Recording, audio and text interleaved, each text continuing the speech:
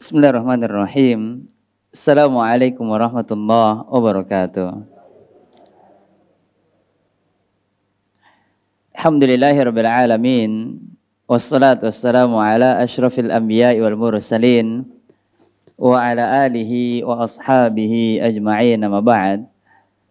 Ya ayyuhalladzina amanu taqullaha haqqa tuqatih wa la tamutunna illa wa antum muslimun. Rabbi syrah li sadri wa yassir li amri wahlul 'uqdatam min lisani yafqahu qawli.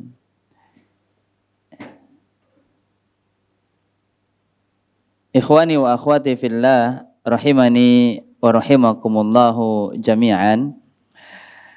Pada kesempatan pagi hari ini, di waktu yang sangat singkat, insya Allah kita akan bersama-sama belajar mengambil beberapa faedah dari tafsir surat yang sering kita baca. Bahkan dia menjadi rukun dari rukun ibadah solat yang kita laksanakan, yaitu surat Al-Fatihah. Ya, T. Ya, kalau di flyernya saya lihat T. Al-Fatihah, bukan Al-Fatihah, apalagi Al-Fatihah. Ya. Ya. Yang tepat adalah Al-Fatihah. Ayat ini atau surat ini adalah merupakan surat yang sudah sering kita baca. Minimalnya dalam sehari semalam kita akan membaca sebanyak 17 kali.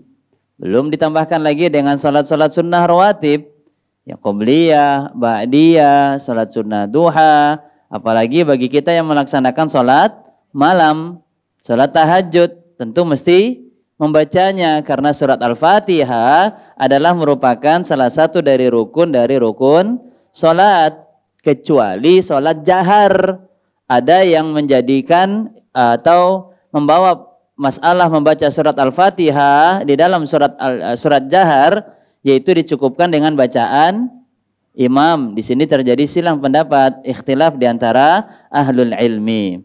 Ada yang mengatakan cukup dengan bacaan imam, ada lagi yang mengatakan tidak, tetaplah kita harus membaca bacaan surat Al-Fatihah dengan dalil man lam yaqra bi Fatihatil kitab la salata liman lam yaqra bi Fatihatil kitab. Siapa yang tidak membaca Al-Fatihah tidaklah dianggap dia telah melaksanakan salat. Ini sebagian daripada pendapat para ulama. Artinya di dalam membaca Al-Fatihah di dalam salat jahar terjadi silang pendapat yang sudah sangat luas dan kita mengetahuinya. Siapa yang mengambil pendapat cukup dengan bacaan imam, maka dia tidak membacanya. Tapi siapa yang mengambil pendapat dari hadis Rasulullah SAW, yaitu wajib membaca Al-Fatihah, maka dia membacanya sekalipun imam telah membacanya.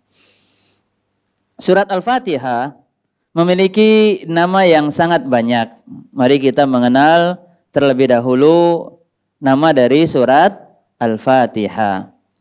Yang pertama yaitu adalah Fatihatul Kitab atau Fatihatul Quran. Fatihah artinya adalah pembuka daripada kitab atau pembuka daripada Al-Quran.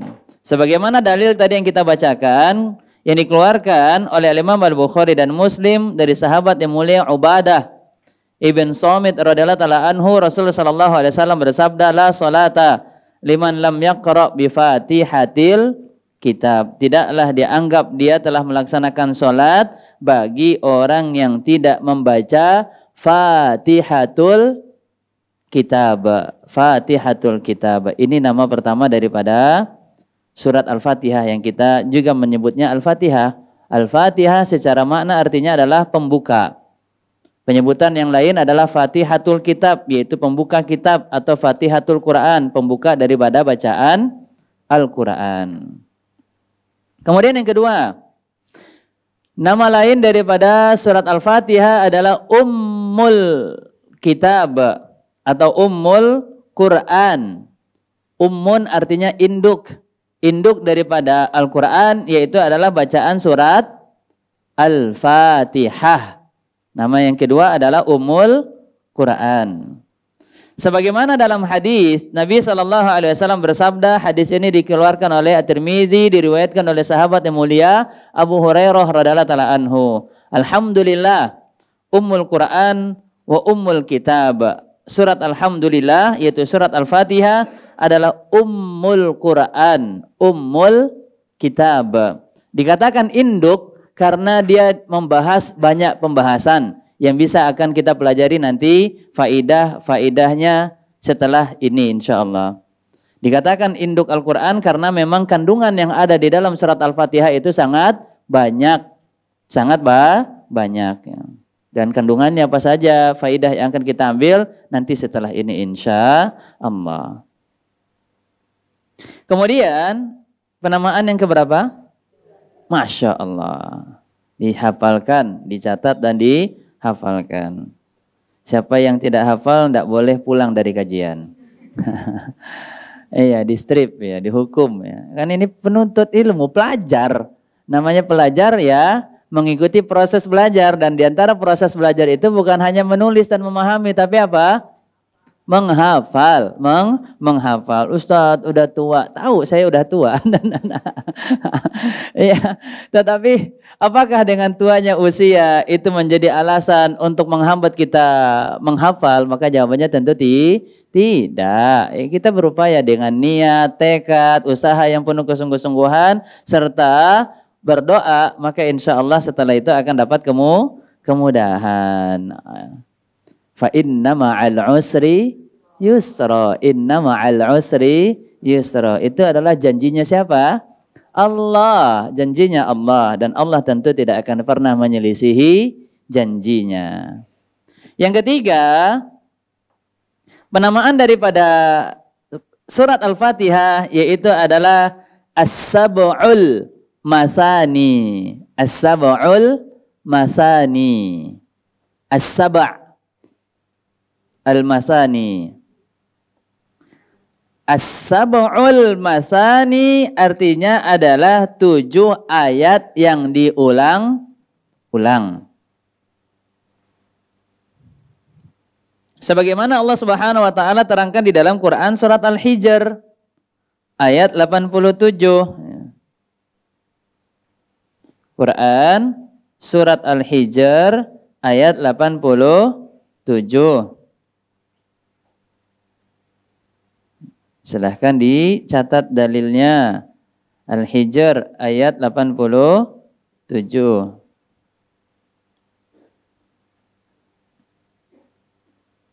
Allah Subhanahu wa taala berfirman, "Wa laqad atainaka sab'an minal masani wal Qur'anal 'azim."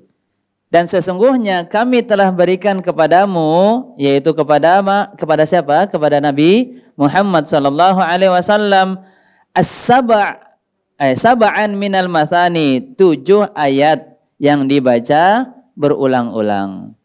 Dan kita tahu betul bahwasanya kenyataannya memang 7 ayat ini sering dibaca berulang-ulang di dalam salat kita, yaitu surat Al-Fatihah. Sab'an itu artinya 7. Jadi as-sab'ul masani artinya adalah 7 ayat yang dibaca berulang-ulang. Sebagaimana ini ditegaskan oleh Allah di dalam Quran surat Al-Hijr ayat 87.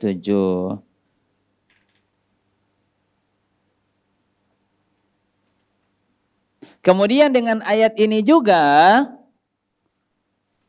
terdapat penyebutan daripada nama lain dari Quran surat Al-Fatihah. Apa itu? Al-Quran Al-Azim. Ya, di ayat yang sama, surat Al-Hijr ayat 87, kita lihat bagaimana Allah Subhanahu wa taala menyebutkan setelah sab'an minal mathani, Allah katakan wal Qur'anal azim, dan Al-Qur'an yang agung. Maka dari ayat yang sama ini pun juga para ulama menerangkan terdapat dalam satu ayat 2 penyebutan nama dari surat Al-Fatihah. Pertama, As-Sab'ul Masani, 7 ayat yang dibaca berulang-ulang, dan yang kedua Al-Quran Al-Azim, Quran yang agung. Dan yang dimaksud dengan Quran yang agung di sini adalah surat Al-Fatihah. Surat Al-Fatihah.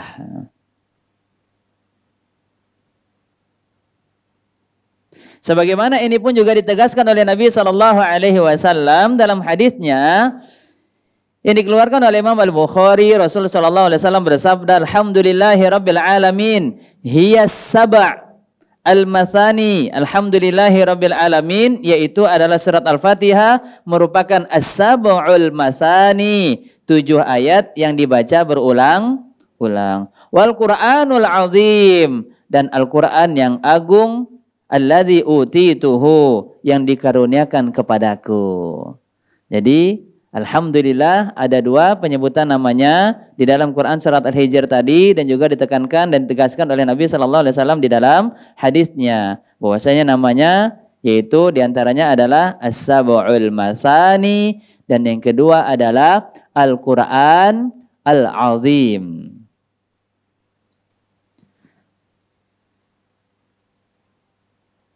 Kemudian penamaan selanjutnya yang keberapa? Yang kelima. Iya kan tadi 1 ayat 2 isi namanya. Pertama As-Sab'ul Masani, yang keduanya adalah Al-Quran Al-Azim. Sudah ketemu yang hilang tadi, Bu?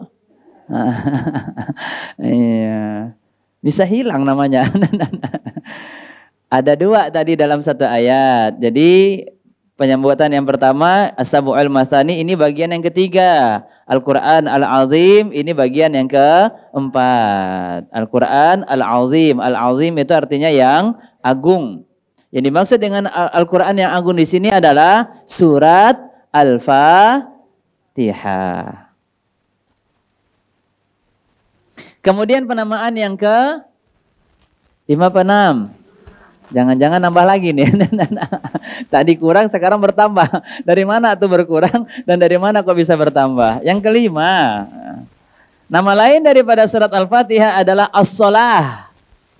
As-Shalah. Makanya ini juga diantara dalil yang dikatakan oleh para ulama, kenapa kok orang tidak dianggap sholat kalau tidak membaca Al-Fatihah? Karena nama lain daripada Al-Fatihah itu adalah sholat. Sehingga tidak sempurnalah salatnya kalau tidak membaca Al-Fatihah. Dari mana penamaannya ini? Datang dari hadits qudsi. Allah Subhanahu wa taala sendiri yang menyebutkannya dalam hadis yang dikeluarkan oleh Imam Muslim dari sahabat yang mulia Abu Hurairah radhiyallahu taala anhu, bahwasanya Rasulullah sallallahu alaihi wasallam bersabda, Allah Subhanahu wa taala berfirman, "Qasamtu, aku membagi baini wa baina abdi, aku membagi antaraku dan juga hambaku menjadi 2 bagian." Membagi sholat, aku membagi sholat menjadi 2. 1 bagian untukku, yang satunya lagi bagian untuk hambaku. Nah di sini Allah mengatakan aku membagi sholat.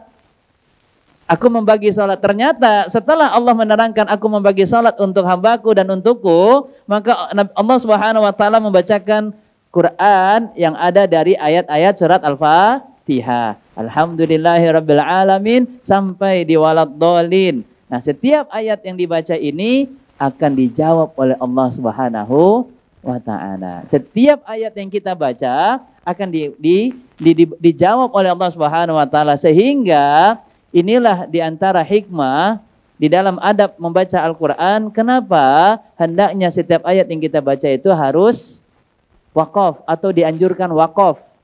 Wakaf tahu Ibu, Bapak? Bukan wakaf masjid, wakaf Quran ya. Itu sama juga wakaf.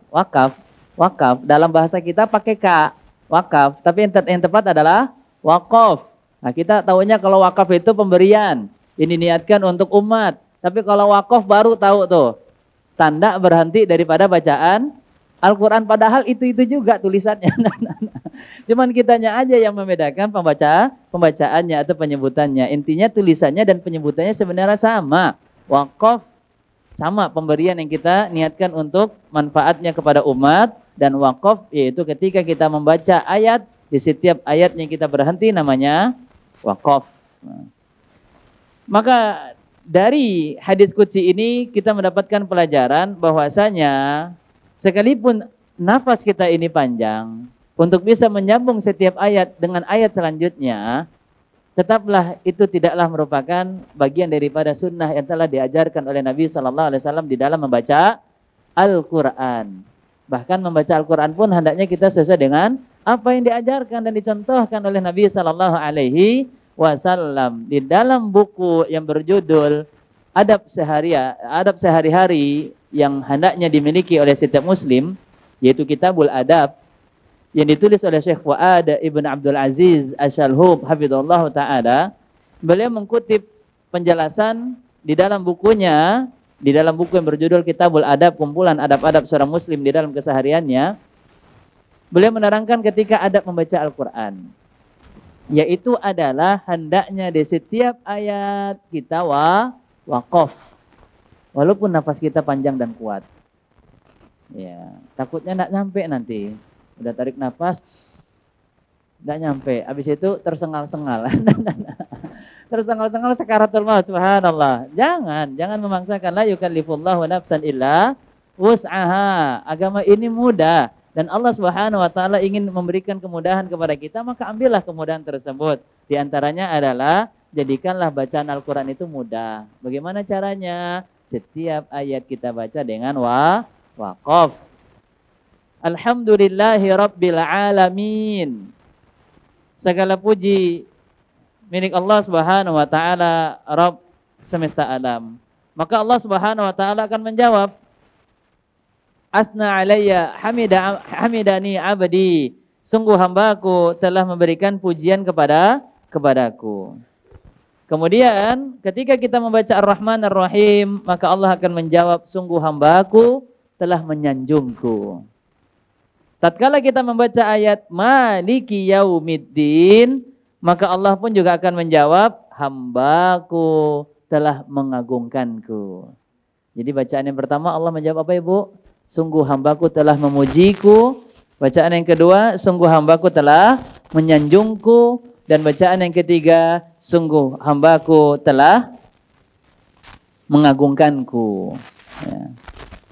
Nah, di sini tidak terdapat bacaan Bismillahirrahmanirrahim. Allah Subhanahu wa taala menjawab hanya memulai dari dari bacaan Alhamdulillahirabbil alamin. Tidak ada bacaan Bismillahirrahmanirrahim. Karena memang bacaan Bismillahirrahmanirrahim di awal surat Al-Fatihah terjadi juga silang pendapat di antara para ulama. Ada yang mengatakan itu bagian daripada surat Al-Fatihah sehingga tercatat ayat pertama. Ada juga yang mengatakan tidak, sehingga tidak tercatat daripada bagian surat Al-Fatihah bagian dari ayat yang pertama. Maka ayat yang pertama dimulai dari Alhamdulillahirabbil alamin. Di sini terjadi silang pendapat, dan pendapat ini terjadi di antara para ulama sangat luas, sehingga siapa yang meyakini basmalah, bacaan Bismillahirrahmanirrahim adalah merupakan ayat dari surat Al-Fatihah, maka dia membacanya. Tapi kalau dia tidak meyakini itu bagian daripada ayat yang terdapat dari surat Al-Fatihah, maka tidak mengapa dia tidak membacanya, ya. Yaitu khususnya terlebih di dalam sholat, ya. Dan pendapat yang mengatakan atau ya pendapat yang menyebutkan bahwasanya Al-Fatihah, basmalah tidak bagian daripada ayat yang pertama dari surat Al-Fatihah, diantaranya adalah Syekh Muhammad Ibn Saleh Al-Utsaimin, atau salah seorang ulama yang dikenal penyebutan namanya adalah Ibnu Utsaimin atau Syekh Utsaimin. Syekh Utsaimin, beliau diantara yang mengambil pendapat bahwasanya basmalah bukanlah bagian daripada ayat pertama dari surat Al-Fatihah. Jadi di sini terjadi silang pendapat di antara para ulama, dan perbedaan pendapat ini sangatlah luas. Jadi kembali kepada mana pendapat yang ingin kita ambil. Bisa dipahami para ahli fikih?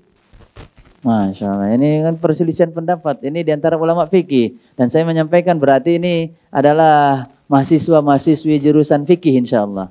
Ya, dan sebentar lagi pindah fakultas tafsir. Masya Allah, multi talent ya. Masya Allah. Selanjutnya, ketika kita membaca bacaan Iyyaka na'budu wa iyyaka nasta'in, maka Allah Subhanahu wa taala pun juga akan menjawabnya. Artinya, kita belum menerangkan secara detail terlebih dahulu tentang Al-Fatihah ini karena kita baru muqaddimah tentang pengenalan nama daripada surat Al-Fatihah. Dan selanjutnya yang terakhir, yang keenam dan yang ketujuh nama daripada surat Al-Fatihah yaitu adalah Ar-Ruqyah dan Asy-Syifa. Ar-Ruqyah dan Asy-Syifa.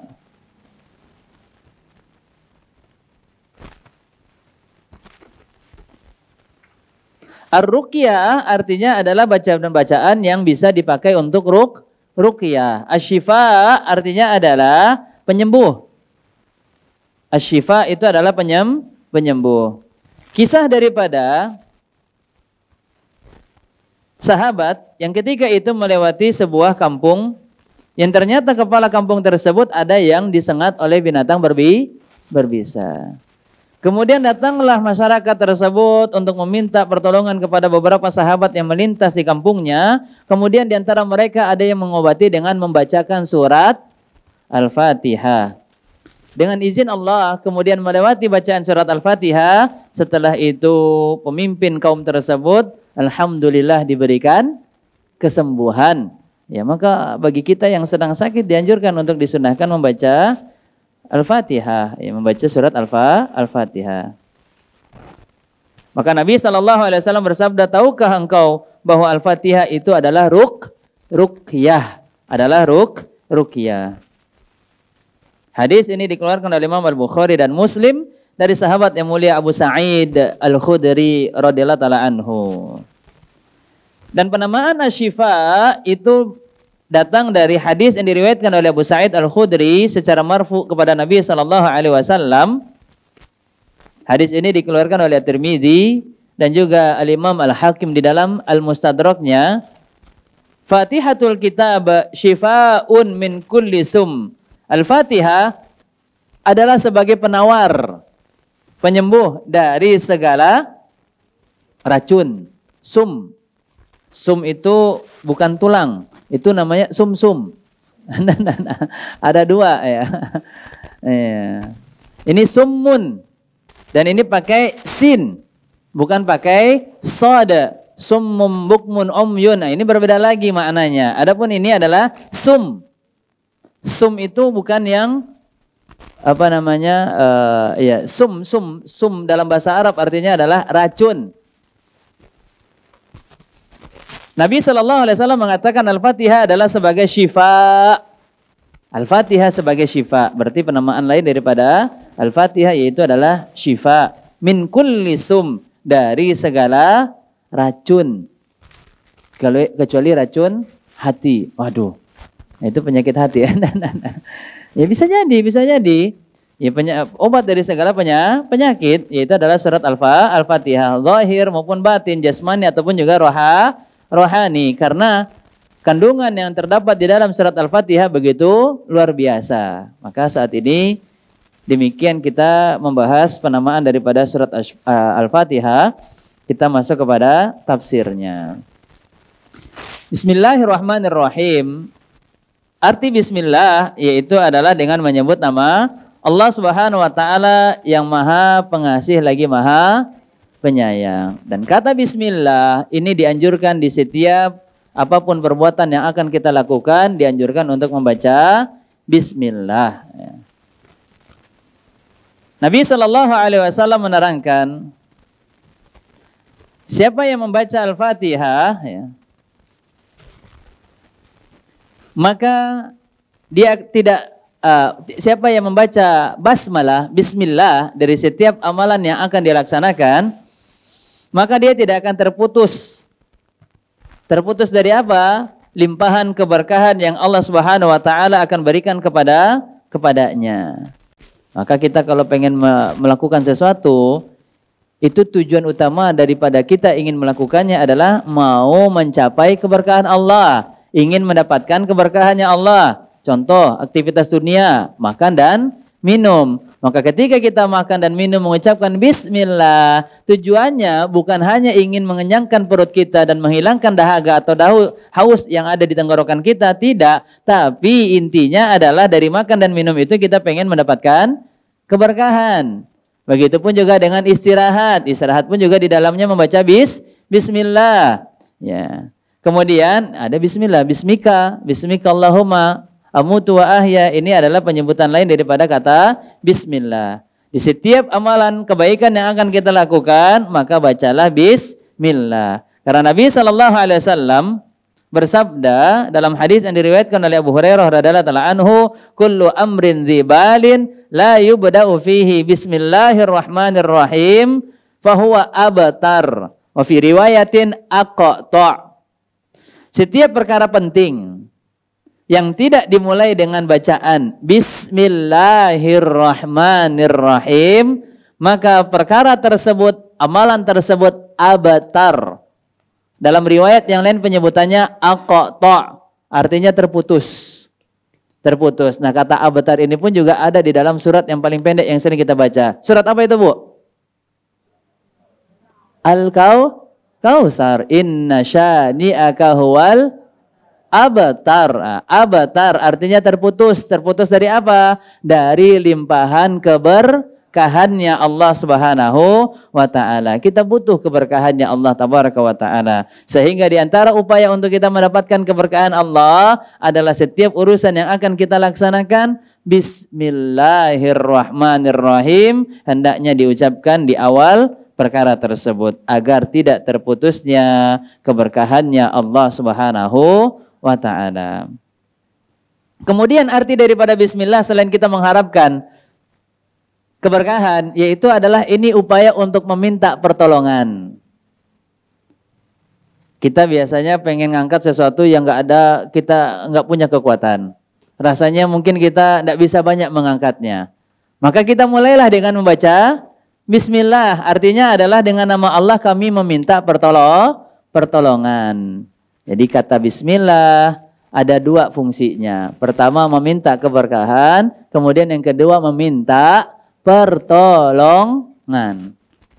Makanya hendaknya kita mengajarkan kepada anak kita, cucu kita, cicit kita, ketika mereka hendak memulai sesuatu, contoh proses belajar, ujian, daftar bekerja, dan seterusnya, apapun yang akan mereka lakukan dari aktivitas dunianya, maka hendaknya dibiasakan untuk memulai dengan bacaan bismillah. Karena tujuannya apa tadi Ibu dengan bacaan bismillah?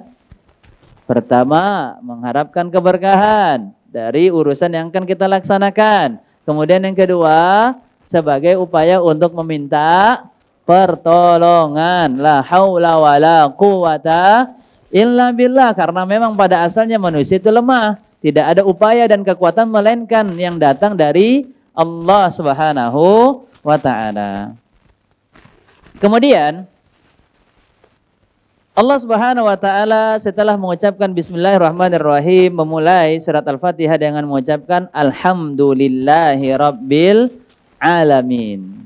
Alhamdu ini adalah merupakan pujian yang terbaik yang kita ucapkan kepada Allah Subhanahu wa taala. Dan kita memujinya di setiap keadaan yang kita lewati. Dalam keadaan baik atau dalam keadaan buruk, dalam keadaan senang ataupun juga dalam keadaan sedih, dalam keadaan bahagia sedang dilapangkan urusannya atau dalam keadaan sulit yang sedang disempitkan urusannya oleh Allah Subhanahu wa taala. Karena Nabi sallallahu alaihi wasallam disebutkan oleh Aisyah radhiyallahu taala anha senantiasa memuji Allah di setiap keadaannya. Tatkala beliau dihadapkan dengan perkara yang baik yang beliau sukai, maka Nabi memuji dengan mengucapkan alhamdulillah alladzi bi ni'matihi tatimmus shalihat. Namun sebaliknya, jika beliau dihadapkan dengan perkara yang tidak beliau sukai, maka beliau mengucapkan alhamdulillah ala kulli hal. Sudah hafal bacaan ini Bu, Bapak? Yang belum hafal, hafalkan. Tidak ada yang boleh keluar kecuali udah hafal. Rasain loh. Siapa suruh datang kajian Satnov Triadi. Ya. Mudah-mudahan nggak kapok ya Pak. Ya. Alhamdulillah alladzi bi ni'matihi tatimmus shalihat. Alhamdulillah alladzi bi ni'matihi tatimmus shalihat. Dan yang kedua, alhamdulillah ala kulli hal. Kemudian ya, kata alhamdulillah ini juga memiliki makna yang luar biasa. Apa itu? Sebaik-baik doa. Sebaik-baik doa. Yaitu adalah dengan memuji Allah Subhanahu wa taala.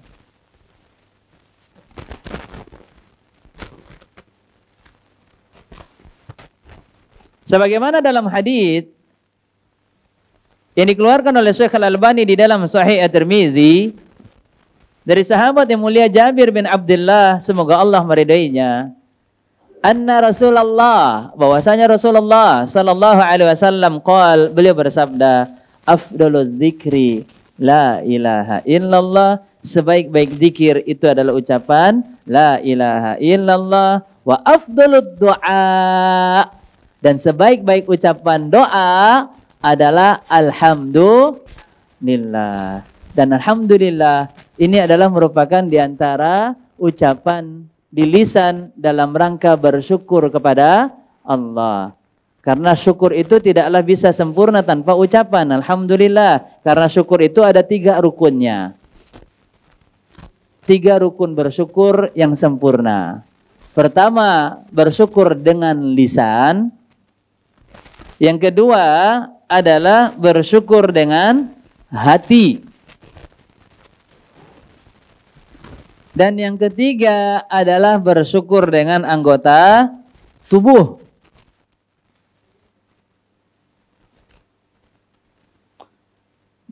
Bersyukur dengan hati artinya apa? Kita meyakini bahwasanya setiap nikmat itu datangnya hanya dari Allah. Sehingga bertambahlah rasa cinta kita dengan memuji Allah. Makanya alhamdulillah itu artinya adalah pujian yang diiringi dengan apa? Al-mahabbah wa ta'zim. Dengan adanya kecintaan dan pengagungan. Jadi bukan hanya sebatas muji yang ringan, enggak, ini pujian yang luar biasa, yang sangat berat, yang sangat dicintai oleh Allah Subhanahu wa taala. Alhamdulillah, alhamdulillah, baik di setiap keadaan kita, keadaan senang, keadaan sedih, keadaan sulit, keadaan lapang, maka teruslah kita memuji Allah Tabaraka wa taala dengan mengucapkan alhamdulillah. Makanya di zikir pagi, zikir sore, zikir setelah sholat pasti ada pujian kepada Allah Subhanahu wa taala, di antaranya subhanallah wa bihamdihi adada khalqi wa ridha nafsi wa zinata arsyih. Begitupun juga zikir setelah sholat, sekurang-kurangnya kita memuji Allah sebanyak 10 kali. Ini zikir alhamdulillah yang paling sedikit. Yang paling banyaknya berapa kali? 33 kali. Dan setiap sholat kita setiap ba'da sholat kita membacanya. Berarti kalau 5 kali waktu sholat, ya 33 kali 5, sekian ratus kali kita mengucapkan pujian kepada Allah Subhanahu wa ta'ala.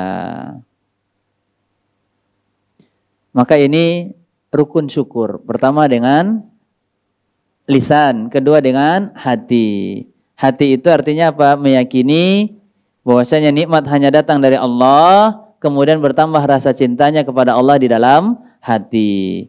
Ketika bertambah rasa cintanya kepada Allah dalam hati, maka dia memuji Allah dengan lisannya, dengan mengucapkan alhamdulillah. Quran surat An-Nahl ayat 53. Surat yang ke-16. Surat An-Nahl.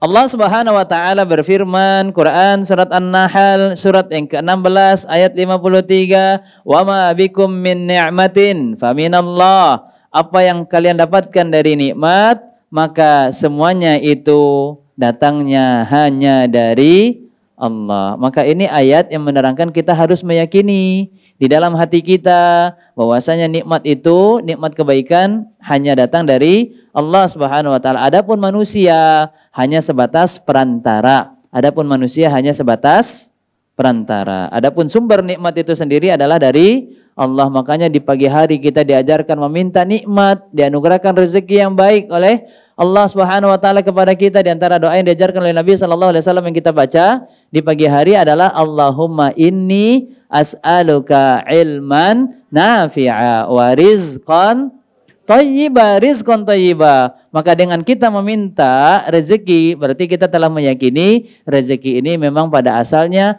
hanya datang dari Allah Subhanahu wa taala. Kemudian bersyukur yang ketiga, rukun syukur, yaitu adalah dengan anggota tubuh.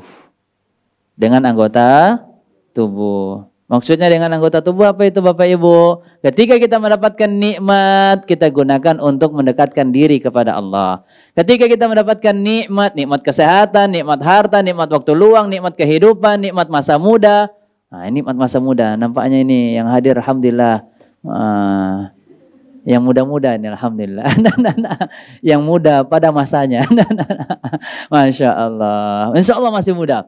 Masih muda semangatnya insya Allah. Karena Nabi SAW mengatakan gunakanlah 5 perkara sebelum 5 perkara yang lainnya. Di antaranya apa? Ya, di antaranya tadi kesehatan, nikmat waktu luang, kemudian harta, masa muda, dan nikmat kehidupan. Ketika kita mendapatkan seluruh nikmat ini, maka kita gunakan anggota tubuh untuk terus mendekatkan diri kepada Allah dalam rangka meningkatkan iman dan meningkatkan takwa kepada Allah. Itulah cara bersyukur yang ketiga, yaitu dengan anggota tubuh. Karena sungguh setiap nikmat yang tidak mendekatkan kita kepada Allah Subhanahu wa taala, maka itu adalah musibah. Itu musibah. Jadi ada orang yang tertipu dengan nikmat. Makanya Allah katakan wamal hayatud dunya illa mata'ul gurur. Adapun kehidupan dunia ini hanyalah perbendaharaan yang menipu.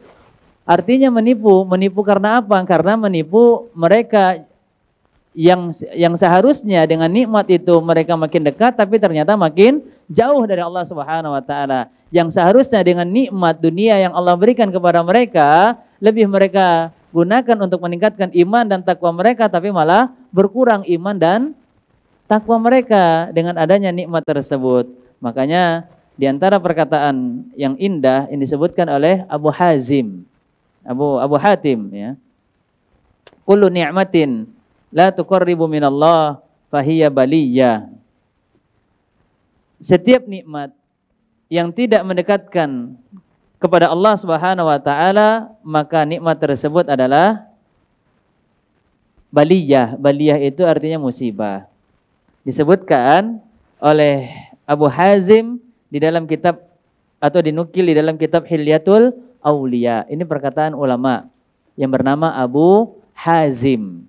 Dikutip di dalam kitab Hilyatul Auliya. Setiap nikmat yang tidak mendekatkan kita kepada Allah, maka pada hakikatnya ini bukanlah nikmat, tapi pada asalnya atau hakikatnya ini adalah musibah. Ini adalah musibah. Dan banyak kita lihat orang dapat harta dia berfoya-foya. Dia dapat harta bukannya bersegera dengan hartanya untuk melaksanakan rukun dari rukun Islam seperti haji ataupun juga kewajiban dia untuk beribadah, di antaranya juga adalah umroh dan seterusnya, tapi dia gunakan untuk jalan-jalan, healing, keliling-keliling, nanti ujungnya pusing 7 keliling. Subhanallah. Ya, maka ini adalah alhamdulillah, kembali kepada ayat surat Al-Fatihah tadi, bahwasanya alhamdulillah adalah merupakan sebaik-baik doa, alhamdulillah sebaik-baik pujian, alhamdulillah adalah merupakan kalimat yang hendaknya diucapkan sebanyak mungkin oleh kita, karena ini terdapat pujian dan dalam bentuk bersyukur agar ditambahkan nikmatnya oleh Allah Subhanahu wa taala. Dan pujian itu hanya betul-betul untuk Allah. Lillah, karena yang tidak ada kekurangan dan aibnya hanyalah Allah. Adapun manusia bukanlah makhluk yang pantas untuk dipuji. Satu-satunya zat yang patut untuk dipuji adalah Allah Subhanahu wa taala, karena tidak ada kekurangan, tidak ada celahnya, tidak ada cacatnya. Dia maha sempurna. Maka di sini dikatakan lillah, hanya untuk Allah Subhanahu wa taala. Rabb. Kenapa kita memujinya? Karena dia adalah Rabb semesta alam. Artinya Rabb semesta alam apa? Yang memberikan kita selama ini rezeki. Maka kenapa kok kita baru dapat uang seberapa dari orang, kita udah muji-muji orang tersebut dengan pujian yang berlebihan, padahal belum tentu dia bisa memberikan setelahnya. Tapi Allah Subhanahu wa taala dari awal kita lahir di muka bumi ini hingga kita bisa tumbuh saat ini semuanya nikmat datang dari siapa? Dari Allah Subhanahu wa taala. Maka patutlah kita dengan lisan ini hanya menunjukkan, hanya mengarahkan pujian kita ini kepada Allah Subhanahu wa taala. Wa in ta'uddu ni'matallahi la tuhsuha. Karena begitu banyak nikmatnya Allah sehingga kalau kita berupaya untuk menghitung-hitungnya niscaya kita tidak mampu untuk menghitungnya. Rabbul alamin artinya adalah yang mengatur semesta alam. Kemudian maka jangan pernah mengatakan ini fenomena alam. Iya. Wah, alam ini mulai murka. Alam ini ada penghuninya nih. Ya. Nggak ada yang angker. Ya. Ya. Karena di sini terdapat penciptanya Allah Subhanahu Wa Taala. Rabbul Alamin artinya pencipta semesta alam. Maka tidak ada yang namanya teori yang menerangkan bahwasanya dunia ini tercipta dengan sendirinya. Apalagi teori revolusi, perubahan manusia dari monyet. Mau Bapak Ibu dikatakan demikian, subhanallah. Teori apa itu? Tuh, belajar kan dulu. Tapi alhamdulillah kayaknya di buku-buku pelajaran yang dipakai oleh pemerintah kita saat ini itu sudah tidak ada lagi teori tersebut. Alhamdulillah. Maka semoga Allah Subhanahu wa taala senantiasa terus memberkahi para pemimpin kita yang telah diberikan amanah untuk mengurus umat ini, semoga terus berada di dalam kebaikan ya. Rabbul Alamin, pengatur semesta alam, pemberi rezeki. Maka kalau kita pengen diatur urusan kita dengan urusan yang baik, dengan pengaturan yang baik, maka teruslah puji Allah Subhanahu wa taala. Alhamdulillahi Rabbil Alamin. Kemudian ayat selanjutnya apa itu? Ar-Rahman Ar-Rahim. Ar-Rahman artinya adalah yang maha pengasih. Kemudian yang kedua, Ar-Rahim, penyayang. Bedanya Ar-Rahman dan Ar-Rahim, Ar-Rahman artinya adalah rahmat yang bersifat umum, yang Allah berikan kepada seluruh makhluknya, baik yang taat ataupun yang pelaku maksiat. Baik itu dari manusia, bahkan juga diberikan kepada hewan. Kepada hewan. Ar-Rahman artinya kasih sayangnya Allah yang mencangkup seluruh makhluk, seluruh manusia dan juga kepada seluruh penciptaannya, yaitu hewan dan jin selain juga manusia. Adapun Ar-Rahim itu hanyalah rahmat khusus yang Allah limpahkan kepada hambanya yang beriman.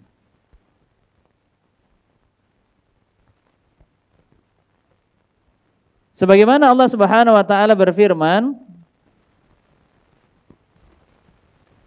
di dalam ayat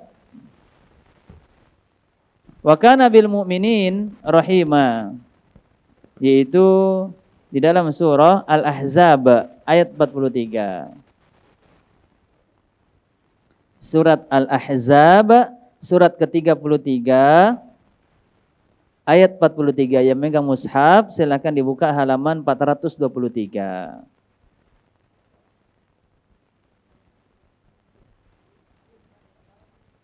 Yang megang mushaf buka halaman 423 ayat 43.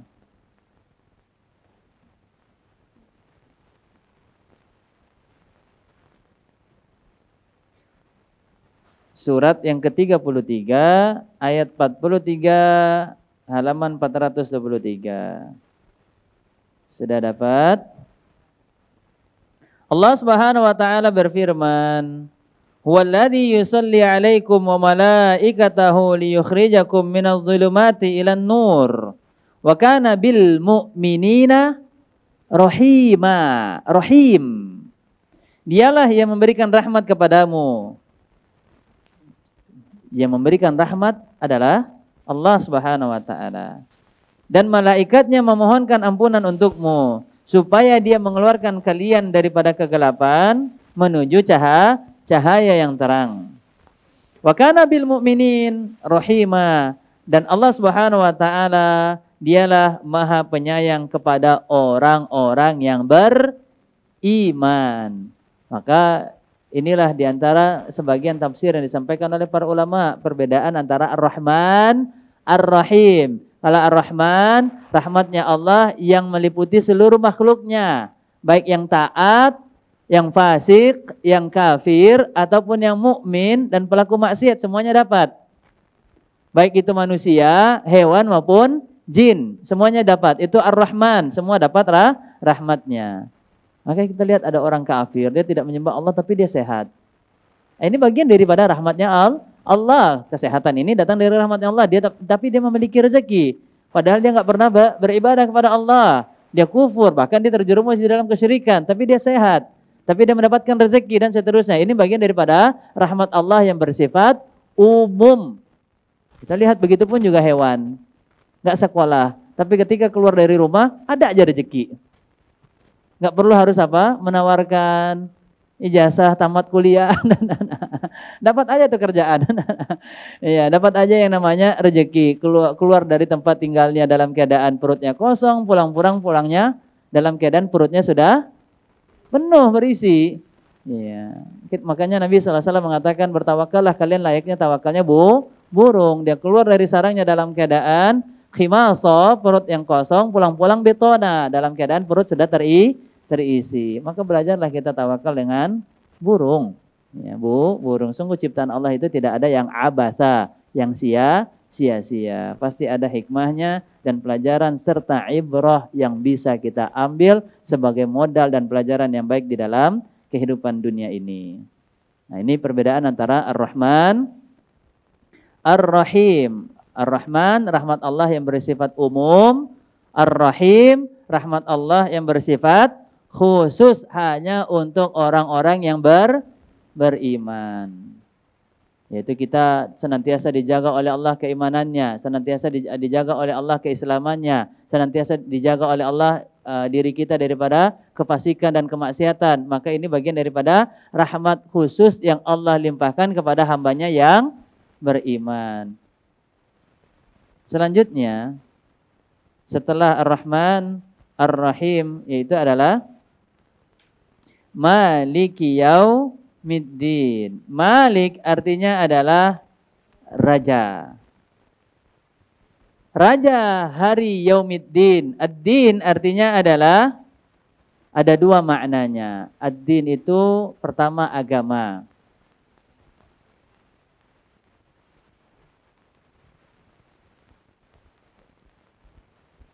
Yang kedua, ad-din itu artinya adalah hari pembalasan. Jadi ad-din itu artinya ada dua, agama seperti yang ada di dalam Quran surat Al-Kafirun, lakum dinukum waliyadin. Ya. Bagimu agamamu dan bagiku adalah agamaku. Jadi ad-din ada dua maknanya, agama. Contoh yang lain makna ad-din terdapat di dalam Quran, ayat yang terakhir turun kepada Nabi sallallahu alaihi wasallam ketika wukuf di Arafah, atau ayat yang turun ketika Nabi sallallahu alaihi wasallam sedang wukuf di Arafah di haji terakhir, Hajjatul Wada, al-yauma akmaltu lakum dinakum. Pada hari ini yaitu hari Arafah, haji terakhir Nabi sallallahu alaihi wasallam melaksanakan haji, maka turunlah ayat tersebut, pada hari ini telah aku sempurnakan agama kalian. Dan makna yang kedua daripada ad-din yaitu adalah al-hisab, pembalasan. Maka ini yang makna yang kedua inilah yang tepat daripada tafsir surat Al-Fatihah di ayat Maliki Yaumiddin. Maliki Yaumiddin artinya adalah raja, pemilik dari hari Al-Hisab, hari hisab. Atau makna yang lain Al-Jaza, hari pembalasan atas amal perbuatan yang telah dilakukan oleh manusia. Dan makna yang lain daripada Yaumiddin yaitu adalah Yaumul Qiyamah, hari kiamat.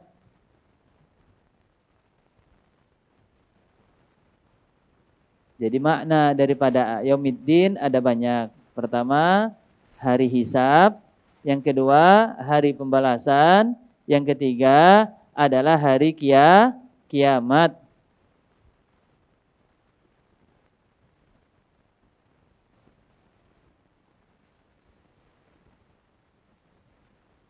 Dan apa hikmah Allah Subhanahu wa taala menerangkan demikian? Menunjukkan setiap muslim hendaknya takut akan hari pembalasan tersebut. Karena tidak ada satupun yang luput daripada catatan Allah Tabaraka wa taala. Semua yang dilakukan oleh manusia akan ditampakkan di hadapan mereka nanti pada hari ad-din, pada hari hisab, pada hari kiamat, ketika hari jaza, hari pembalasan. Wa may ya'mal mithqala dzarratin khairan yarah wa may ya'mal mithqala dzarratin syarran yarah. Siapa yang melakukan kebaikan walaupun kecil, dia akan melihat hasilnya. Artinya apa? Tidak akan ada yang dianggap sia-sia oleh Allah. Pasti akan ada balasannya. Sebagaimana di ayat yang lain pun juga Allah tegaskan, Quran surat Ar-Rahman, hal jazaul ihsan illal ihsan. Bukankah balasan kebaikan adalah merupakan kebaikan? Maka teruslah kita bersemangat untuk melakukan kebaikan, apalagi di hari-hari yang sangat dianjurkan kita untuk memperbanyak amal kebaikan di 10 hari pertama daripada bulan Dzulhijjah, dan kita berada di dalamnya saat ini. Alhamdulillah, alladzi bi ni'matihi tatimmus shalihat. Ini diantara karunia Allah yang sangat luar biasa yang Allah anugerahkan kepada kita. Kita berada di hari-hari yang dianjurkan untuk memperbanyak amal soleh, karena setiap amal soleh kita ini disebutkan oleh Ibnu Rajab Al-Hambali di dalam kitabnya Lataiful Ma'arif, akan dilipat gandakan sebanyak-banyaknya oleh Allah Subhanahu wa ta'ala. Bahkan satu amal soleh saja kita lakukan di hari tersebut lebih dicintai oleh Allah Subhanahu wa ta'ala. Lebih dicintai. Maka kalau kita pengen dicintai oleh Allah, kerjakanlah satu amalan di hari-hari yang dicintai oleh Allah. Dan hari-hari yang dicintai oleh Allah adalah 10 awal daripada bulan Dzulhijjah. Dan yang kedua, kalau kita pengen dicintai oleh Allah, konsisten. Konsisten. Walaupun kita hanya mengerjakan sedikit, sedekah contohnya cuma 5.000, 10.000, tapi kita konsisten mungkin per 2 hari, atau setiap harinya kita bersedekah, maka walaupun sedekah kita ini tidaklah dengan nominal yang banyak, tapi kita eksis, konsisten, continue, berkelanjutan, terus menerus dilakukan, maka itu akan menjadi kriteria amalan yang paling dicintai oleh Allah Subhanahu wa taala, sebagaimana ditegaskan dalam hadis yang sahih yang diriwayatkan dari istri Nabi sallallahu alaihi wasallam, yaitu Aisyah radhiyallahu taala anha. Rasulullah sallallahu alaihi wasallam bersabda, ahabbul a'mal ilallah adwamuha wa in qalla. Amalan yang paling dicintai oleh Allah adalah amalan yang dilakukan secara kontinu, konsisten, walaupun tidaklah banyak, banyak. Selanjutnya, jadi makna daripada Malik Yaumiddin adalah pemilik hari pembalasan. Maksudnya adalah kita harus memperhatikan kehidupan kita ini suatu saat akan dimintai pertanggungjawaban oleh Allah. Itu makna daripada Yaumiddin. Hari pembalasan, hari hisab, hari perhitungan. Hari di mana setiap kebaikan dan keburukan akan ditimbang oleh Allah Subhanahu wa ta'ala. Fa amma man thaqulat mawazinuhu fa huwa fi 'ishatir radiyah wa amma man khaffat mawazinuhu fa ummuhu hawiyah wa ma adraka ma hiya narun. Nanti ada hari pertimbangan, timbangan amal kebaikan kita, baik dan buruknya. Kalau amal kebaikan kita ini lebih berat, sakulat, maka tentu kita akan diberikan di tempat yang penuh kepuasan. Penuh kepuasan, bukan hanya kebaikan, tapi puas. Jadi baiknya itu benar-benar banyak sampai-sampai kita puas untuk mendapatkannya, untuk menerimanya. Fi 'ishatir radiyah. Maka kalau kita berharap nanti di akhirat, kita ditempatkan di tempat yang penuh kebahagiaan. Tempat di mana setiap yang kita minta akan diberikan oleh Allah. Tempat di mana setiap yang kita minta itu akan diwujudkan oleh Allah, yaitu di dalam kehidupan 'ishatir radiyah. Maka perbanyaklah untuk melakukan amal kebaikan sebelum datang Yaumiddin, hari pembalasan yang di situ tidak ada lagi kesempatan untuk beramal. Hari ini adalah hari beramal, adapun hari esok adalah merupakan hari perhitungan amal, tidak ada lagi kesempatan untuk beramal. Makanya Quran surat Al-Mu'minun ayat 99 dan ayat 100. Surat Al-Mu'minun ayat 99 dan ayat 100. Ini penyesalan orang-orang yang fasik. Yang ketika Allah Subhanahu wa taala berikan kesempatan untuk beramal tapi dia tidak mau beramal. Surat yang ke-23 ayat 99 dan ayat 100. Yang megang mushaf bisa dibuka halamannya 348. 348. Sudah dapat?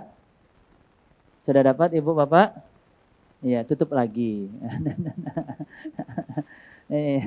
Kan pengen dilihat doang, ada nggak ayatnya?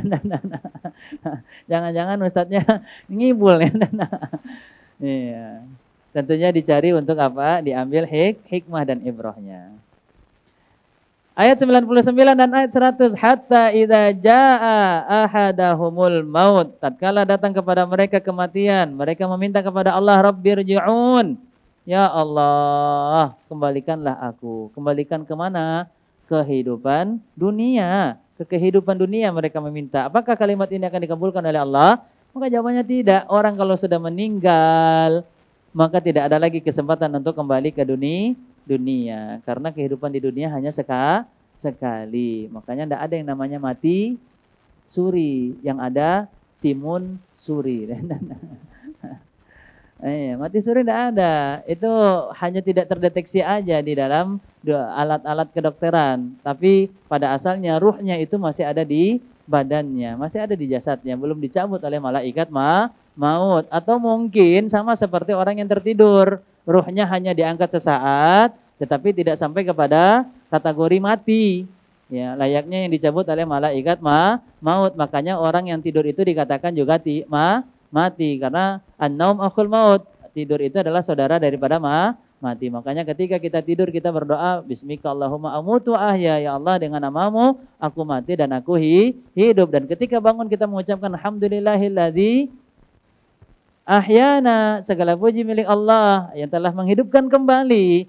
Yang telah menghidupkan kembali. Artinya bisa jadi ruhnya ini diangkat sesaat saja, tapi tidak sampai kepada fase dicabutnya ruhnya, layaknya malaikat maut mencabut ruh daripada jasad manusia. Rabbirji'un, kembalikanlah, la'alli a'malu salihan, agar aku bisa apa kata mereka, harapannya untuk dikembalikan di dalam kehidupan dunia ini. Apa harapan mereka Bapak Ibu? Biar pengen healing, jalan-jalan ke Perancis gitu. Ya enggak. Apakah pengen nyari kopi yang belum mereka beli bagi pencinta kopi gitu ya? Ya enggak, bukan untuk makan, bukan untuk minum, bukan untuk nyari duit. Mereka minta dikembalikan di dunia ini bukan untuk perkara dunia, tetapi agar bisa mengumpulkan bekal yang mereka bawa tatkala menghadap Allah Subhanahu wa taala. Apa itu? Untuk beramal. Beramal. Dan amal yang mereka minta pun juga bukan banyak. Mereka minta diberikan kehidupan untuk bisa beramal satu amalan saja. La'alli a'malu solihan. Soleh ini artinya satu amalan. Kalau banyak amalan namanya solihat. Makanya di dalam Quran surat Al-Asr, wa amilus solihat. Solihat artinya amalan baik yang banyak. Tapi kalau satu amal soleh itu namanya solih, solihan. Cukup satu. Tapi berharap diterima oleh Allah Subhanahu wa ta'ala. Maka kita ketika beramal hendaknya diiringi dengan pengharapan. Berharap kalau amal kita ini mudah-mudahan diterima. Jangan malah pasrah, ya Allah diterima alhamdulillah, enggak ya enggak apa-apa ya Allah. Selamat mencoba lagi dan akan kucoba lagi. Ya kalau ternyata kita diberikan kesempatan untuk mencoba lagi. Kalau kita malah dapatnya tulisan apa? Maaf, Anda kurang beruntung. Artinya apa? Enggak dapat lagi kesempatan untuk beramal. Iya, maka tentu ini adalah kerugian yang luar biasa. Maka ketika kita masih ada kesempatan untuk beramal sebelum datang yaumiddin, yaumil hisab, maka saat ini perbanyaklah kita untuk beramal. Maka anak-anak itu kalau pulang sekolah jangan cuma ditanya, nak dapat belajar apa tadi, ilmu apa yang dipelajari. Coba tanya, nak kamu sudah beramal apa? Tadi di sekolah kamu sudah melakukan kebaikan apa? Ada mah, tadi saya itu dijailin tapi saya bersabar. Marah enggak? Enggak, saya bersabar. Nah itu kebaikan. Tadi saya dijailin, diberikan keburukan, tapi saya tidak membalas keburukan dengan keburukan. Tapi saya balas keburukan dengan kebaikan. Orang yang jahil, saya bawa ke kantin, saya traktir mah. Kan ini membalas keburukan dengan kebaikan. Idfa' billati hiya ahsan, dia balas dengan yang lebih baik lagi. Maka harusnya demikian kita mendidik anak kita. Kalau pulang dari sekolah, jangan tanya uang jajannya. Ya, sisa berapa? Gak ada apa? Ya ajarkan dia bersedekah. Nah, ini untuk uang jajan, ini untuk sedekah. Ya, sedekah diantaranya mungkin kita ajak temannya untuk ditraktir. Coba nak cari teman kamu yang tidak mampu, cari teman kamu yang fakir, yang memang dia dari keluarga yang susah, ajak dia ke kantin, traktir, sedekah. Ajarin anak kita ini senantiasa beramal, karena ada orang yang juga pelit, mendit dengan uangnya, bakhil. Bakhil. Di atas bakhil lagi namanya syahih. Syahih, itu pelit betul. Jangankan untuk berbagi kepada orang lain, untuk diri sendiri masih mikir-mikir. Padahal udah haus. Melihatin orang yang jual es nih, kayaknya enak. Padahal udah haus, uang ada. Tapi daripada saya, adalah tampung aja. Ini dia, ini namanya syahih. Jadi jangankan untuk orang lain, untuk dibagi sama dia, untuk dirinya sendiri kadang-kadang pelit, itu namanya syahih. Syahih, ya bukan so. Kalau sahih itu hadis, ya hadis sahih. Jangan pula nanti bilang hadis syahih. Ya, yang tepat adalah hadis sahih. Kemudian selanjutnya, iyyaka na'budu wa iyyaka nasta'in. Hanya kepadamu kami beribadah dan hanya kepadamu kami meminta pertolongan. Maka kalimat iyyaka ini menunjukkan bahwasanya kita betul-betul hanya menjadikan Allah satu-satunya zat yang kita sembah. Na'budu. Ibadah itu terdiri dari beragam cara, ucapan, perbuatan. Kemudian apalagi? Hati. Jadi ibadah itu bukan hanya amalan zahir badan, tapi juga amalan hati. Dan yang paling penting daripada ibadah itu bukan amalan zahirnya, tapi yang paling penting itu adalah amalan batin, amalan zahir. Karena inilah yang akan mempengaruhi besar dan kecilnya ganjaran pahala dari amalan zahir yang kita lakukan. Sekali lagi ibu-ibu yang udah mulai lapar nih. Iya, karena itu udah waktunya makan ciang ya. Sama bobok ciang. Yang udah mulai lapar dan mulai ngantuk ya. Sekali lagi, besarnya ganjaran perbuatan zahir yang dilakukan oleh anggota tubuh itu tergantung daripada suasana keadaan hati kita. Makanya Nabi SAW mengatakan innamal a'mal bin niyat wa innamal likulli imri'in ma nawa. Amalan itu tergantung daripada niatnya, dan balasan daripada amalan tergantung juga dari apa yang ada di dalam hati kita ini. Dan Nabi SAW pun juga pernah mengatakan di dalam hadisnya 3 kali sambil menunjuk ke dadanya, takwa itu di sini. At-taqwa hahuna, taqwa hahuna, taqwa hahuna. Maka menunjukkan bahwasanya ibadah itu bukan hanya ibadah zahir, tapi ibadah ketakwaan itu adalah juga ibadah batin. Karena yang dilihat oleh Allah itu pertama kali ini dulu nih. Sebagaimana diisyaratkan oleh Nabi dalam hadisnya, innallaha la yanzuru ila ajsamikum wala ila suwarikum. Allah tidak melihat fisik kalian. Dalam riwayat yang lain, Allah tidak melihat harta kalian. Allah tidak melihat perhiasan yang kalian kenakan. Tapi yang Allah lihat itu adalah hati kalian terlebih dahulu. Apakah ikhlas dalam beramal? Apakah berharap amalan itu mendapatkan pahala atau tidak? Baru setelah itu sifat daripada amalan yang kalian kerjakan. Makanya ada orang yang dia tidak melakukan kebaikan, namun sebelumnya sudah menghadirkan niat untuk melakukan kebaikan, tapi tetap mendapatkan pahala. Sekalipun dia tidak mendapatkan kesempatan untuk beramal, karena dia sebelumnya sudah meniatkan untuk beramal, maka dia mendapatkan pahala niat untuk beramal soleh. Maka ibadah na'budu bukan hanya yang zahir, tapi juga batin, daripada batin. Banyak orang yang sholat. Makanya ini dia, kita lihat kalau sekiranya amal itu hanya sekadar amalan batin, amalan zahir, amalan badan, maka tidak mungkin ada ayat fawailul lil musallin. Celakalah orang yang salat, padahal secara badan gerak dia salat, secara lisan mengucapkan bacaan salatnya, tapi masih dikategorikan sebagai orang yang celaka. Celakalah fawailun. Wailun itu ada 2 maknanya. Celaka, yang kedua adalah lembah yang ada di dalam neraka. Terancam orang yang sholat ini dicampakkan ke dalam lembah yang ada di dalam neraka, menjadi golongan yang merugi. Kenapa mereka dikatakan celaka? Ada tentunya kriterianya, sifatnya. Alladzina hum an salatihim sahun. Sahun itu bukan sahur. Sahun. Iya. Sahun artinya apa? Lalai. Lalai di sini bukan hanya sekedar dari waktunya, tapi lalai di sini artinya adalah hatinya. Dia baca, nyebut lisannya, bacaan sholat, tapi hatinya tidak ada upaya untuk memahami apa yang dia baca dari bacaan sholatnya. Hanya sebatas bacaan di lisan, hanya sebatas gerakan di badan, tapi hatinya ini amalan batin tidak ikut hadir di dalam sholatnya. Makanya orang banyak yang lupa. Tiba-tiba nanti udah ragu, ini di rakaat keberapa ya? Kedua, ketiga. Ini kenapa orang bisa ragu dan lupa? Karena tadi hatinya tidak ikut di dalam melaksanakan ibadah, hanya bacaan lisan, hanya gerakan badan. Nah, setelah kita beribadah, nasta'in, mintalah pertolongan kepada Allah. Nasta'in, karena tidak mungkin kita bisa istiqomah di dalam ibadah kalau tidak ada pertolongan dari Allah Subhanahu wa taala. Makanya di ayat selanjutnya, gimana cara kita meminta pertolongan agar kita senantiasa berada di jalan yang lurus, taat beribadah kepada Allah? Kita mengucapkan doa ihdinas siratal, berikanlah kami jalan yang lurus, jalan yang telah ditempuh para nabi dan orang-orang soleh dari orang-orang yang beriman. Sebagaimana tafsir daripada an'amta alaihim, yang telah engkau anugerahkan kepada mereka. Siapa mereka ini?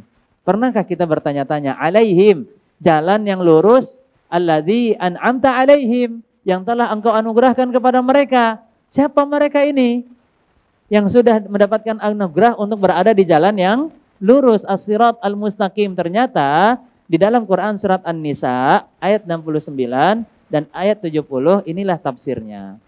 Inilah mereka, orang-orang yang dikatakan oleh Allah Subhanahu wa taala alaihim, yang telah dianugerahkan jalan yang lurus. Surat An-Nisa ayat 69 dan 70.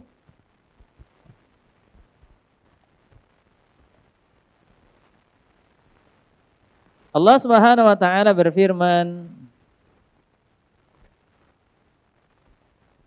"Wa may yuti'illaha war rasul." Siapa yang taat kepada Allah dan taat kepada Rasul, faulaika ma'al ladzina an'ama Allahu 'alaihim, maka mereka bersama orang-orang yang telah Allah berikan nikmat kepada mereka. Siapa dari mereka yang telah mendapatkan nikmat tersebut? Minan nabiyyin, dari golongan para nabi, wasiddiqin, dan orang-orang yang jujur di dalam keimanannya, wasyuhada, dan orang-orang yang gugur syahid di dalam medan pertempuran jihad fisabilillah, wassalihin, dan juga orang-orang soleh, wa hasuna ulaika rafiqa, dan mereka lah adalah teman-teman yang paling baik, rafiq yang paling baik. Dzalikal fadlu minallah, demikianlah karunia dari Allah. Wa kafa billahi alima, cukuplah Allah yang maha mengetahui.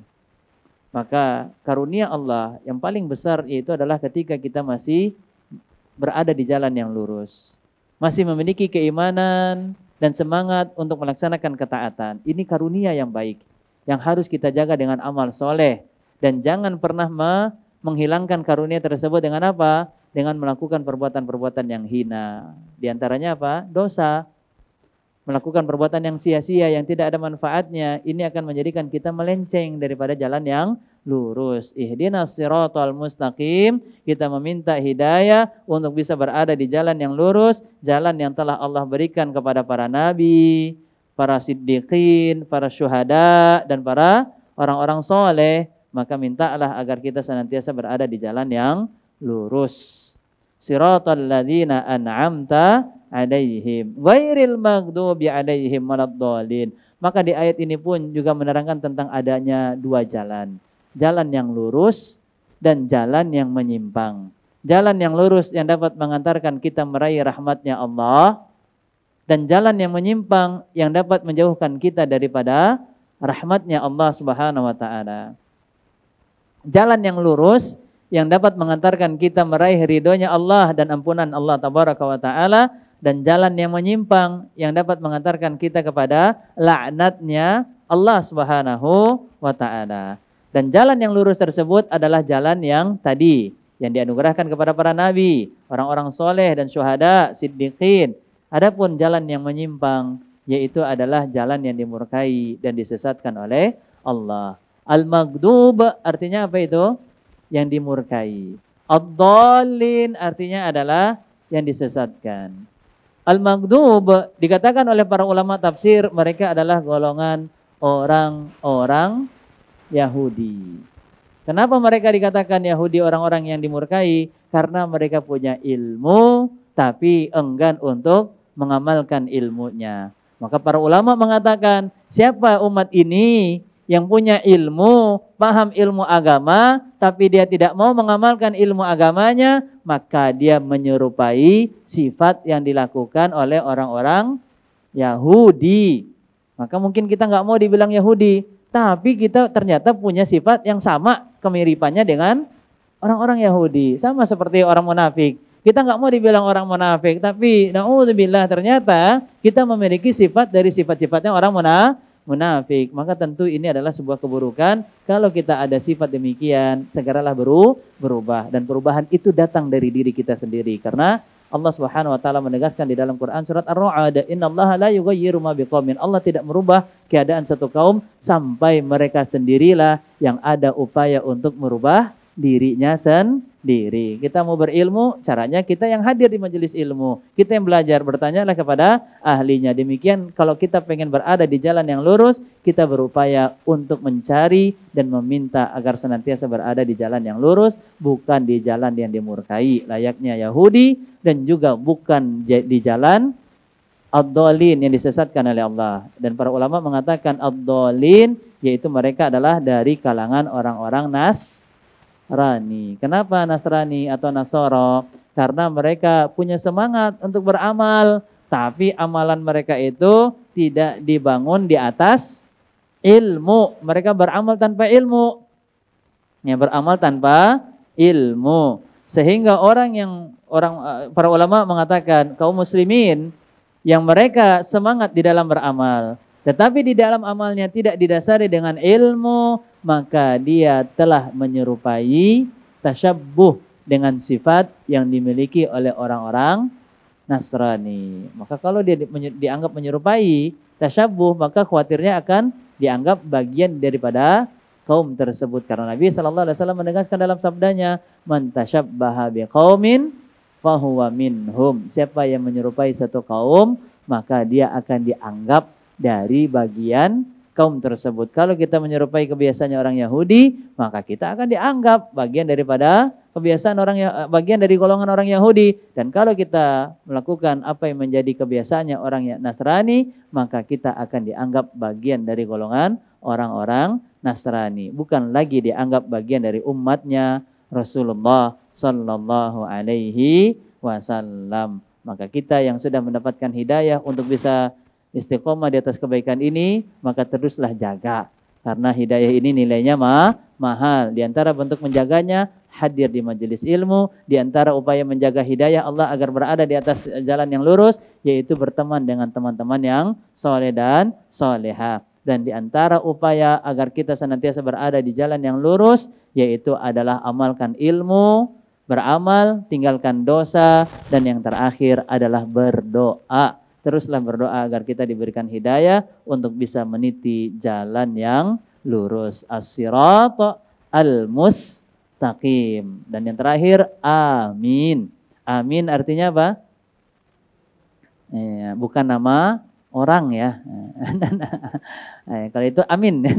Adapun ini amin. Nah, yang lebih tepat nih sedikit ada koreksi. Yang lebih tepat kata amin yang panjang dan lebih panjangnya yang mana? Yang hanya sekedar panjang 2 harokat itu a. Adapun yang lebih panjang itu yang terakhir. Jangan terlabik ya. Terbalik ya. A-nya panjang. A. Pas yaminnya min. Atau amin. Maka itu salah ya.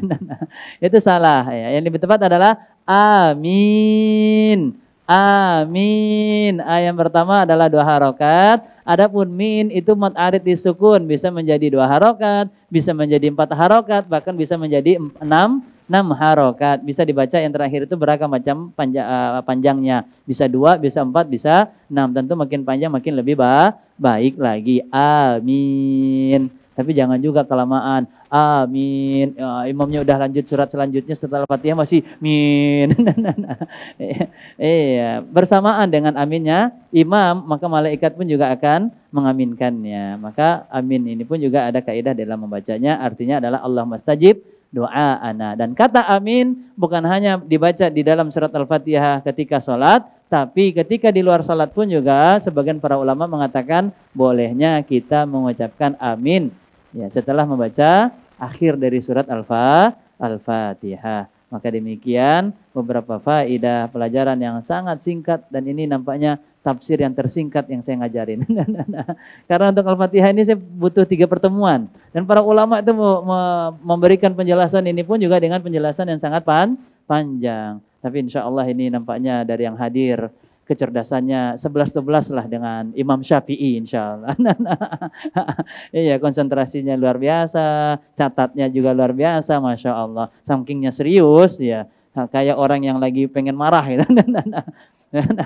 Masya Allah. Baik, jazakumullahu khairan untuk ibu-ibu dan juga bapak-bapak. Jazakumullah khairan. Secara khusus juga kepada panitia yang telah mengundang.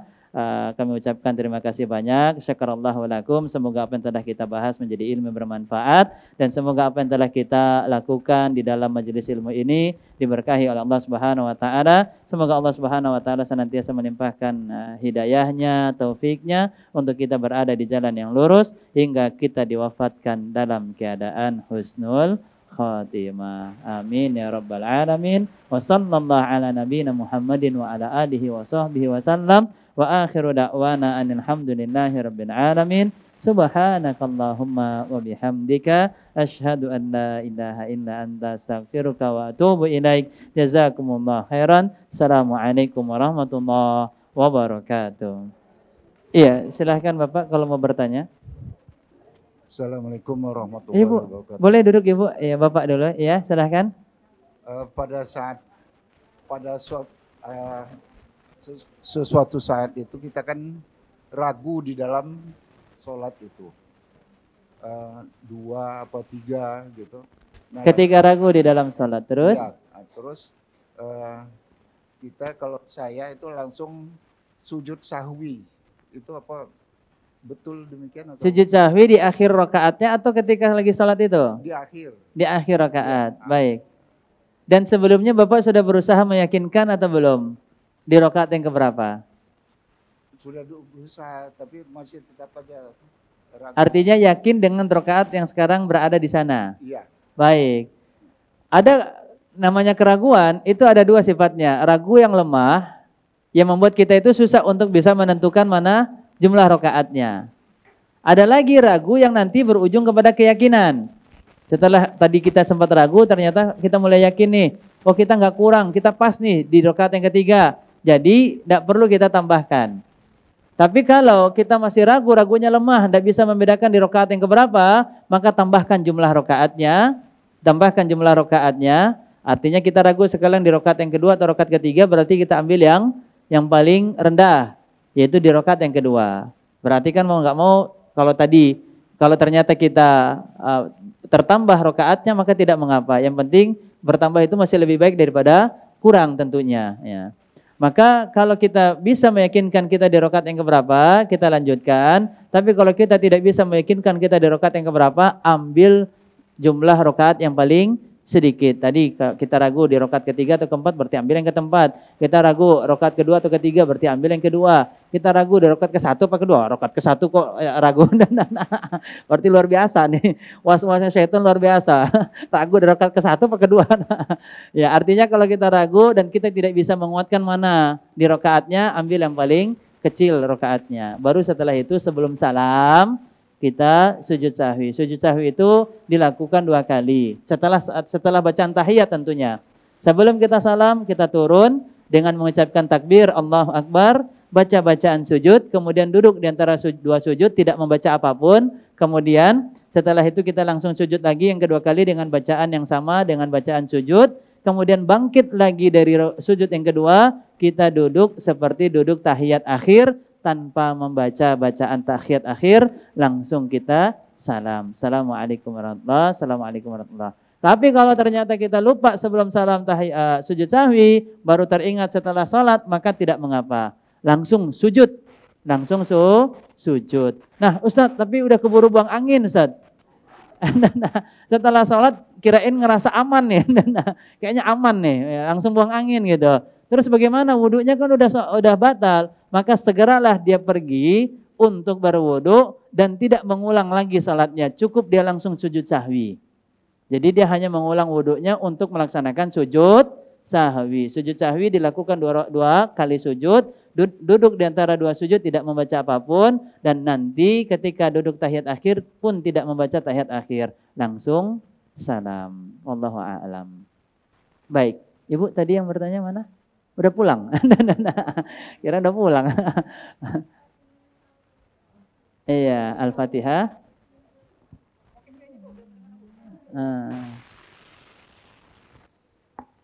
Itu sholat seperti maghrib, isya, subuh itu kan imam bersuara. Ya, rakaat yang kedua. Imam bersuara, semua mau disir juga imam bersuara. Kalau nggak ada suara nggak tahu imamnya gerakan apa. Artinya Al-Fatihahnya dijaharkan. Ya. Terus makmumnya ini katanya harus mengulang setelah Al-Fatihahnya. Ya, tadi yang kita bahas. Ya, itu. Terus gunanya imam menyuarakan itu apa? Ya. Saya tuh soalnya sudah coba ya Pak ya, itu nggak fokus gitu. Ya. Putus-putus gitu. Baik. Gimana itu Pak? Karena sudah telinga ini sudah mulai ada fokus kepada apa yang dibaca oleh imam. Ya, itulah diantara alasan kenapa bacaan Al-Fatihah itu tidak lagi dibaca. Jadi menganggap cukup dengan bacaan imam. Jadi memang tadi yang sudah kita bahas, bahwasannya membaca Al-Fatihah di dalam bacaan jahar, di rakaat yang pertama maghrib, rakaat yang pertama isya, begitupun juga untuk salat subuh, maka tentu di sini terjadi silang pendapat, beda pendapat. Ada yang mengatakan tetap membaca, dan cara membacanya beragam. Bisa setelah bacaan Al-Fatihah itu kita baca, bisa dari setiap ayat selesai imam baca, kita langsung baca. Alhamdulillahirabbil alamin. Imam selesai baca, kita langsung baca. Alhamdulillahirabbil alamin. Ingat cara membacanya pun juga hanya bacaan biasa saja. Jangan pula nanti diirama-iramain. Alhamdulillahirabbil alamin. Ya imam udah waladhdallin. Kita baru di ayat pertama. Ya enggak juga diiramakan yang berlebihan, tidak. Alhamdulillahirabbil alamin. Sudah. Ar-Rahmanir-Rahim. Ar-Rahmanir-Rahim. Maliki yaumiddin. Maliki yaumiddin. Seperti itu aja. Jadi makanya itulah diantara hikmah kenapa kok wakaf di setiap ayat, untuk juga ada kesempatan untuk makmum membaca surat Al-Fatihah seperti itu. Itu untuk imam. Kenapa dia wakaf, itu juga memberikan kesempatan, adanya kesempatan untuk makmum bisa membaca di sela-sela ayat dari surat Al-Fatihah. Atau nanti setelah Al-Fatihah imam selesai sudah membaca Al-Fatihah, baru dia baca. Itu pun juga boleh, itu cara membaca yang kedua. Nah, kalau tidak membaca maka tidak mengapa. Ini pun juga sah. Ini adalah pendapat yang kedua. Iya. Dan para ulama mengatakan, bagi yang tidak membaca, dia harus meyakini bacaan imam ini baik dulu. Baik. Tajwidnya benar, huruf yang diucapkannya betul. Dan juga bacaan yang diucapkan oleh imam terdengar. Karena bisa jadi kan tiba-tiba nanti mikrofon mati. Kita berada di belakang gedung masjid. Atau mungkin kayak seperti salat Id gitu ya kan, enggak terdengar, mungkin mikrofonnya mati kan. Kita berada di lapangan yang besar gitu, yang luas, sehingga enggak sampai ke belakang suara imam. Maka ketika itu para ulama mengatakan tetap dianjurkan membaca, karena kan tadi hikmah mendengarnya itu enggak nyampe, enggak ada karena tidak terdengarnya bacaan imam. Maka yang biasa mengambil pendapat tidak membaca, maka di keadaan seperti itu dia membaca. Karena tadi tidak terdengar atau banyak kesalahan-kesalahan fatal yang diucapkan oleh imam dari bacaan Al-Fatihahnya. Nah, apalagi kalau sampai sudah merubah huruf, maka segera kita ulang sholat kita. Atau kita berpisah daripada imam kalau sudah sampai merubah huruf. Kalau dia merubah huruf dengan sengaja, maka kita wajib berpisah dan tidak boleh menjadi makmum untuk imam tersebut di dalam sholat. Kita wajib mengulang dan imam pun juga wajib mengulang. Bahkan disebutkan para ulama wajib bertaubat karena dia telah melakukan dosa besar. Itu namanya lahan jali. Jadi kesalahan dalam bacaan Al-Quran itu terbagi menjadi dua. Ada lahan khofi, kesalahan kecil, ada lahan jali, kesalahan yang fatal. Di antara kesalahan fatal disebutkan para ulama adalah merubah huruf. Maka kalau sudah ada perubahan huruf, wajib untuk diulang sholatnya dan wajib kita ingatkan untuk imam lebih memperhatikan dan memperbaiki bacaan yang akan dia baca. Makanya orang yang akan dijadikan imam itu kata Nabi SAW, aqra'ukum bi kitabillah. Dia harus lebih paham daripada Al-Quran. Bacaannya, hukum-hukumnya, artinya kalau bisa dia paham, itu yang lebih diutamakan menjadi imam. Wallahu ta'ala alam. Jadi imam itu bukan hasil undian. Siapa yang keluar namanya dia jadi imam. Atau hasil tunjuk-tunjukkan. Tahu-tahu yang ditunjuk yang gak ada suaranya. Yang gak bisa mohon maaf. Yang gak bisa ngomong gitu. Ada kan kejadiannya seperti itu. Dia pengen ngomong, dia gak bisa bersuara, dia juga gak bisa ngomong. Akhirnya tiba-tiba udah didorong, akhirnya suaranya kok gak ada. Dia gerakan kayak sholat sendiri. Subhanallah, maka tidak boleh imam itu asal tunjuk, asal dorong, asal minta, tidak boleh, kecuali bagi mereka yang betul-betul paham dari bacaan sholat atau bacaan Al-Fatihah khususnya, begitupun juga dengan gerakan-gerakan sholat. Allah Ta'ala a'lam. Demikian. Assalamualaikum warahmatullahi wabarakatuh. Dukung Al-Hujjah untuk punya tempat dakwah. Salurkan wakaf lahan melalui Bank Syariah Indonesia. Nomor rekening 7796001377 atas nama Al-Hujjah Dakwah Islamiyah dengan memberikan kode 300 di belakangnya. Contoh, Rp10.300.000. Syukron, wa jazakumullah khair.